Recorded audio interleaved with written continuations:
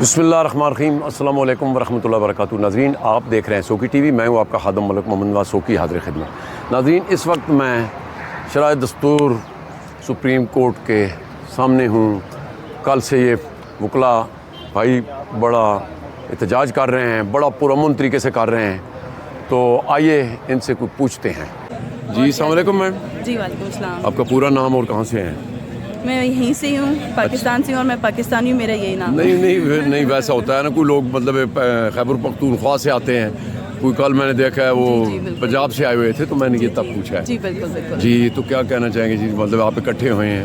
جی ہم اکٹھے ہوئے ہیں، ہم بتانا چاہتے ہیں کہ ہم چیف جسٹس کے ساتھ ہیں، اور دوسری بات یہ کہ ہم آئین کی جو پامالی ہو رہی ہے اس کے لیے ہم شدید احتجاج کرتے ہیں، لیکن ہم پرامن طریقے سے کر رہے ہیں۔ جی اور اس چیز کا سب کو پتہ ہونا چاہیے کہ جب آرٹیکل 6 بھی لگتا ہے، جب آپ الیکشن کے جس سلسلے میں ہم یہاں آئے تو سلسلے میں آرٹیکل 6 بھی لگتا ہے۔ ٹھیک ہے، تو آرٹیکل 6 ان لوگوں پہ لگنا چاہیے جنہوں نے قانون کی پاسداری نہیں کی، اور قانون جو ہے سب سے پہلے ہے، آئین سب سے پہلے ہے۔ دیکھیں یہاں پہ تو کالا قانون، آج کل قانون کو کوئی پرواہی نہیں کی جاتی۔ جب بھی یہ پی ڈی ایم آتی ہے تو ہمیشہ پہلے بھی انہوں نے کیا کیا کہ انہوں نے سپریم کورٹ پہ پہلے بھی چڑھائی کر دی تھی۔ بالکل صحیح ہے۔ تو انہوں نے تو کبھی کوئی کسر نہیں چھوڑی انہوں نے تو۔ اور اب جب خان صاحب نے یہ کہا تھا کہ میں اپنے استعفیٰ دے رہا ہوں اپنی جو کے پی کے سے اور پنجاب سے، تو اس وقت انہوں نے ہی کہا کہ ہاں تم دو اور ہم 90 ڈیز میں الیکشن کروائیں گے،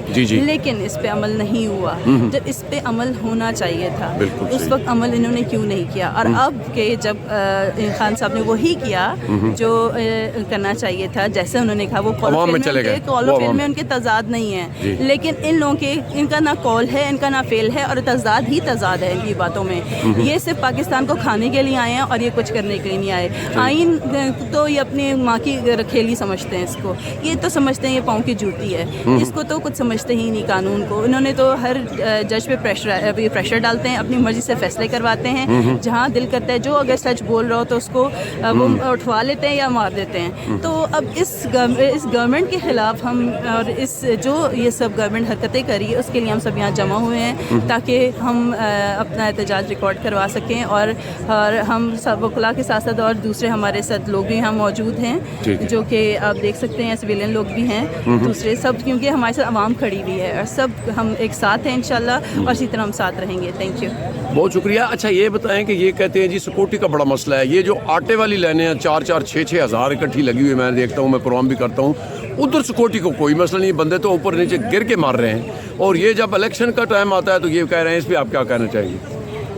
جی دیکھیں، بالکل سیکیورٹی کا تو کہتے ہیں کہ جہاں چند لوگ 10 لوگ جمع نہ ہوں، یہ 144 لگا دیتے ہیں، لیکن گندا آٹا بیچنے کے لیے، اپنا صرف نام کرنے کے لیے لوگوں کو جمع کیا ہوا ہے، لوگوں کی لائنز لگائی ہوئی ہیں، انہیں شرم نہیں آتی کتنے لوگوں کی ڈیتھ ہو چکی ہے۔ جبکہ خان صاحب نے ہیلتھ کارڈ سٹارٹ کیا تھا جو کہ 10 لاکھ ایک انسان کا 10 لاکھ تھا، میرے اپنے خود جانے والوں کا نے ٹریٹمنٹ کروایا ہے، انہوں نے جسٹ آئی ڈی کارڈ دیا اور ان کا اسٹنٹ ڈلا، ان کو ہارٹ اٹیک ہوا تھا، تو وہ بیچارے اتنا افورڈ نہیں کر سکتے تھے۔ آپ کو پتہ ہے اسٹنٹ جو ڈلتا ہے، 2 اسٹنٹ اگر کسی کے ڈلتے ہیں تو وہ اتنا افورڈ نہیں کوئی کر سکتا، اگر وہ اگر جاب پر ہو تو جاب بھی ایسے پرائیویٹ جاب بھی نہیں، گورنمنٹ جاب پر ہو، تو ان لوگوں کے لیے جب خان صاحب نے ایک کوٹا رکھا، سب کے لیے سہولیات رکھی، تو ان سہولیات کو جو فیسلٹیز تھیں ان کو آ کے ان لوگوں نے ختم کر دیا۔ ان لوگوں سے ہم کس بات کی توقع رکھیں؟ یہ صرف پاکستان کو کھانے آئے ہیں اور اپنے کیسز ختم کروانے ہیں، انہیں اور کچھ پتہ نہیں ہے، یہ صرف یہی چاہتے ہیں کہ پاکستان کو کھائیں اور سب اپنے جوتوں پیر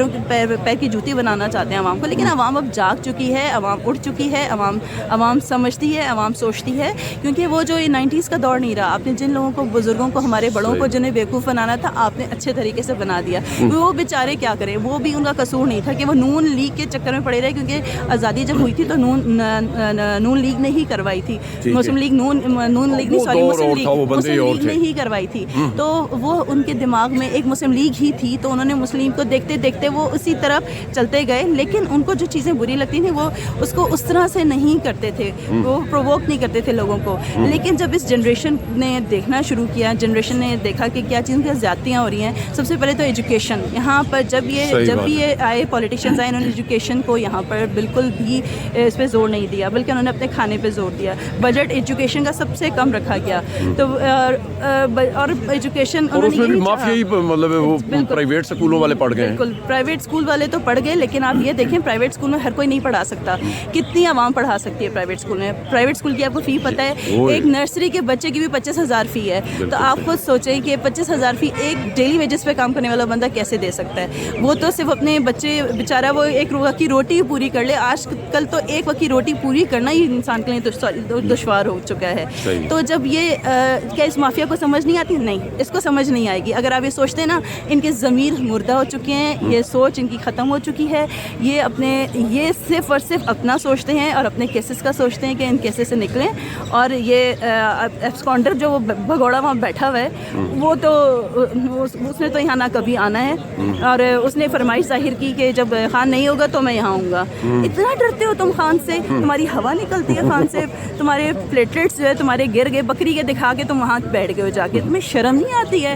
تم عوام کو اتنا تم نے کھا لیا، اب تو جان چھوڑ دو. اپنی جو بیٹی ہے، جو تم ناجائز حکومت تو تم نے پہلے بنائی، ناجائز تو بچہ بھی کوئی کسی کا برداشت نہیں کرتا، تو ہم اس ناجائز حکومت کو کیسے برداشت کر لیں؟